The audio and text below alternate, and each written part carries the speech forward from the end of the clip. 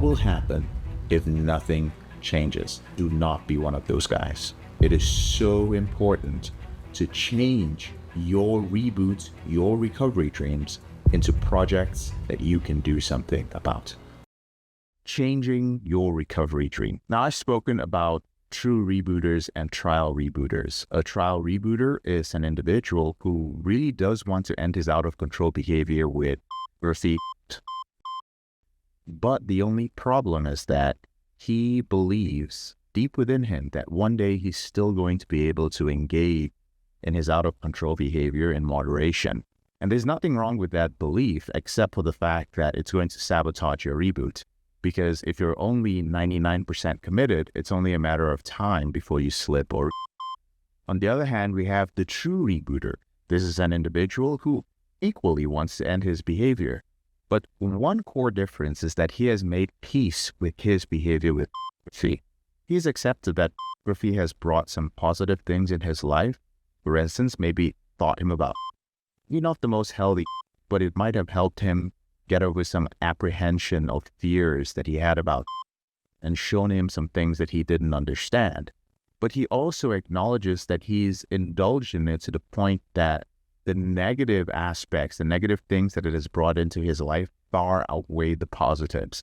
So he's ready to end this forever. He understands that there is no benefit in holding on to a belief that maybe one day he can go back to Rafik. So his reboot is not sabotaged. He has a better chance of ending this behavior. That's a true rebooter, and then there's the trial you can go. There is another key difference between both of these type of men, and that's what I'm going to be talking about today. And it has to do with the dreams and the ideals that you have when it comes to changing your life. See, a trial rebooter wants to pursue their dreams and their goals, whereas a true rebooter understands that dreams are absolutely unreliable until they can actually be transformed into some sort of project where he can actually handle it, where he can create actionable steps that can be followed. He knows it's not just about wanting. See, the thing about having a project and making your dream or your goal a project that you can work on is that it takes you from a place of, man, I would really like to change my behavior. I would like to be able to have control over my urges. I'd like to be more focused. I want to be more self-disciplined. Oh, I wish I wasn't so afraid of women. I wish I understood how to do this. It takes you from all those things, those statements, to I am accountable. I am responsible for myself. And what's the difference? The difference is that an accountable man has no one to blame for not accomplishing something but himself. When you are accountable, there's nothing else you can blame except yourself. But when you say, man, I want to do this, I wish I can do this, guess what? Within that, there's always something holding you back. Oh, I don't have the money to do it. It's not that time yet. I need to complete this other thing in my life. My parents are holding me back. My wife wouldn't allow me to do it. I'm so focused at work, I don't really have time to do that thing. But I want and I wish and I hope. In Lewis Carroll's Alice in Wonderland, if you read the book or maybe you watched the Disney classic, there's a part where Alice is asked by the Cheshire Cat where she's going, and she says she doesn't know. And the Cheshire Cat says, and I'm paraphrasing, if you don't know where you're going, any road will get you there. And that's very important, because if you've not taken the things you want and you wish for and you hope for and turn them into a project that actually can be worked on and lead you to a specific destination, then what's going to happen is that life is going to happen by default to you. Basically, your future is going to become a default. What does this mean? Sometimes I speak to men who are in their 20s and in their 30s, and I warn them, I'm very direct about this. There's no BS. I tell them, listen, I've spoken to the future you. I've spoken to a man who's in his 50s, 60s, 70s, and sometimes older, rarely, but sometimes older, and he sounds exactly like you do. He grew up in a completely different time, but his shame was holding him back from seeking help.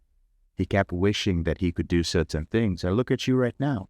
You're in your late 20s or in your early to mid 30s, you're in your early 40s, and you're still wishing and hoping. You had a decade, you had 5 years, you had 7 years, you had all this time to turn this thing into a project, but something kept coming up. You kept wanting it. Like, man, I really want to do this. You even got on calls with people, with therapists, with coaches, with people that could help you, but you weren't ready to turn that thing into a project.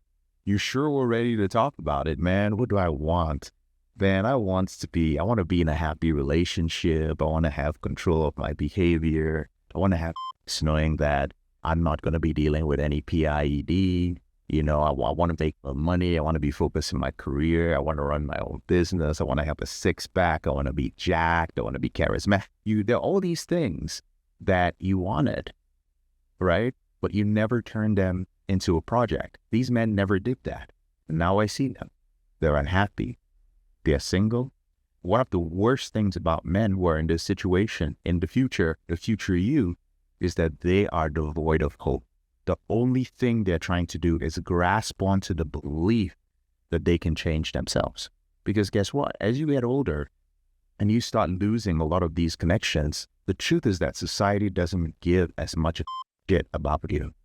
Now, yeah, you still have friends, you have your family, you have your dad and mom who's still like, hey, what are you going to do with your life? Aren't you going to do this? You have people who actually give it. As you get older, people start assuming that you should have figured your shit out, and you start believing that you should have too. So it becomes so much more challenging to actually reach out for help. The older you are, the tougher it is to lower your ego and reach out for help. And thus you live in this default future. I hate to make it sound as if your future can be determined. You don't know what's going to happen, but there's certain decisions you can make and not make. And I personally, just based on my experience working with hundreds of men, I can predict based on the men I've worked with, how your life is likely to end up. There are certain men who are never going to be in a relationship unless a woman just approaches them or unless they're set up by their parents or their friends. And they make themselves believe that, oh yeah, I should be in a relationship, right? There are certain men who will never be in a relationship. They will be single for most of their life. Eventually, they'll get to a point that the only way they can have, as you're getting for it, there are certain men who will live with their out-of-control behavior for years and be dependent on their parents or stuck in an unhealthy relationship with their parents way into their 40s, 50s, and 60s. I see it happening all the time. I see the seeds being planted.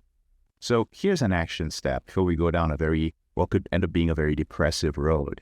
An action step is to ask yourself this question. And please put pen to paper because it really helps. What will happen in my life if nothing changes? All right. Again, it really helps. I just want to go back to that point because there are these neural connections that are actually made when you put pen to paper. It feels more real. You've taken out something in your head that could be competing with other ideas and objections, and it's right there on the paper. You can't run away from it. All right. What will happen if nothing changes? And actually write out realistically with fear, what would happen if nothing changed. And then once you've written it all out on another piece of paper, if there's still some space on there, I want you to ask yourself this question. Will my life serve as a warning to others or as an inspiring example of what is possible for a human being to accomplish? This is a question that I ask myself, albeit back then, I didn't ask myself, is my life going to be an inspiring example of what a human being can accomplish? Because, to be honest with you, I was very selfish back then. I was really rebooting just for myself. But my life became infinitely better when I started thinking about what I could do for other people, how I could live as an example, and I wasn't so self-centered. But if you can't imagine being inspiring or inspirational to other people, that's fine. You can ask yourself, well, how do you want to feel years from now? But again, there are two parts to that. The first part, which is the more important part, is your life going to be a warning to others? Because I started seeing, when I was much younger, I started seeing men who were making the same decisions I was making, or rather, not making the decisions I should have been making. And I saw how their lives were ending up. And I did not want to end up like that.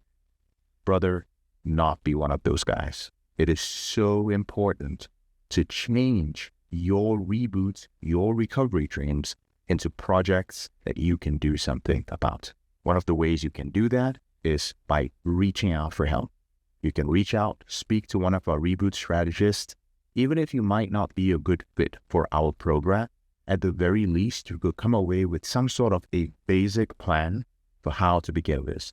They might give you a resource. They might suggest another professional that you might speak to. And if you're a good fit for our program, then wonderful. You can start off working with us and putting together a Reboot plan. Well, brothers, it's so important to do that little exercise I mentioned, and I'd love it if you could share it, if possible, in the comment section below. I'll speak to you later on in the week.